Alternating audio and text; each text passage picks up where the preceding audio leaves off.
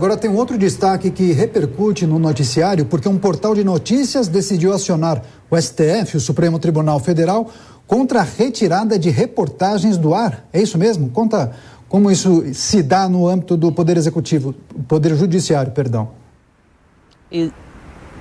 Exatamente, Daniel. Esse portal de notícia vai apresentar uma representação lá no Supremo Tribunal Federal, e essa representação é meio que uma forma de afirmar, pedir ao Supremo a revogação dessa medida do Tribunal de Justiça aqui do Distrito Federal e Territórios. Por quê? Porque eles alegam que essa retirada do ar da notícia fere teses que já foram firmadas ali pelo Supremo Tribunal Federal. E aí a gente vai precisar aguardar essa decisão do Supremo Tribunal Federal com relação a esse argumento apresentado pelo portal de notícias. Fato é, esse caso também segue repercutindo aqui em Brasília e em todo o país, inclusive associações ligadas ao jornalismo apresentaram notas de repúdio contra essa derrubada dessas notícias, desse portal de notícia. Por exemplo, a Associação Brasileira de Imprensa, ela publicou uma nota afirmando que é inaceitável essa derrubada dessas notícias, e disse o seguinte, que trata isso como censura, porque deixa claro que várias decisões do Supremo Tribunal Federal afirmam que a derrubada de notícias, de reportagem de jornais, mesmo feita de forma judicial, pode ser considerada como censura. A Federação Nacional dos Jornalistas declarou o seguinte, abre aspas, esse é mais um grave atentado à liberdade de imprensa no país e ao direito da população brasileira de ser informada. A gente também vai seguir acompanhando esse caso. Qualquer novidade, eu aciono a reportagem Jovem Pan. Tá certo. Yasmin Costa, diretamente de Brasília, trazendo os últimos destaques da capital federal. Daqui a pouco a gente volta a conversar. Primeiro giro de opinião, muita informação e também os comentários dos analistas do Grupo Jovem Pan, José Maria Trindade, Fábio Piperno e também Cris Grêmio.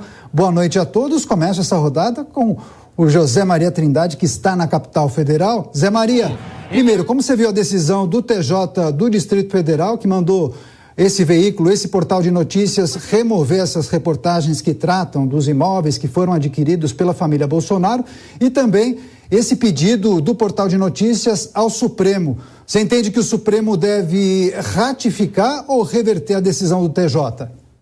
O Paquetá já apareceu do lado direito, totalmente livre. Antes eu queria dizer o seguinte, sobre a primeira notícia apresentada pela Yasmin.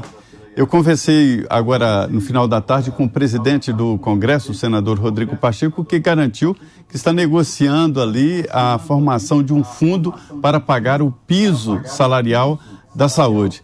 É estranho que o Supremo Tribunal Federal, um dia depois de definir que não se pode pagar o piso salarial da saúde, defina que as prefeituras são obrigadas a cumprir um ato constitucional de ofertar vagas sem pensar em gastos. Sobre essa decisão, olha, eu tenho verdadeira ojeriza, é uma espécie de urticária da palavra até censura. Não quero que ninguém seja censurado, nem mesmo quem publica aí assuntos que são divergentes do que a gente pensa, do que a realidade do Brasil. Torço para a publicação e a responsabilização. Só que neste caso aí, há dificuldades para se firmar uma matéria diante de uma insistente inverdade. Dá a impressão de que os imóveis da família do presidente Jair Bolsonaro foram comprados todos com dinheiro vivo. Na sabatina, aqui na Jovem Pan, eu fiz a pergunta ao presidente Jair Bolsonaro e ele respondeu e explicou. Os cartórios, quando elaboram o documento, perguntam, houve o pagamento? Sim. E eles colocam lá em moeda corrente, mas não significa que esse pagamento foi em dinheiro vivo. Ninguém chega no cartório com uma mala de dinheiro, porque para pagar um imóvel no Rio de Janeiro é preciso um volume muito grande de dinheiro. E coloca em cima da mesa lá no cartório para contar dinheiro. Isso não existe. O que há houve o pagamento, sim, e aí o cartório registra. Então isso, na verdade, é uma insistência de uma inverdade e eu acho que isso que deve ser combatido, mas com a responsabilização. Acho que todos têm o direito de publicar e que a responsabilidade depois chegue.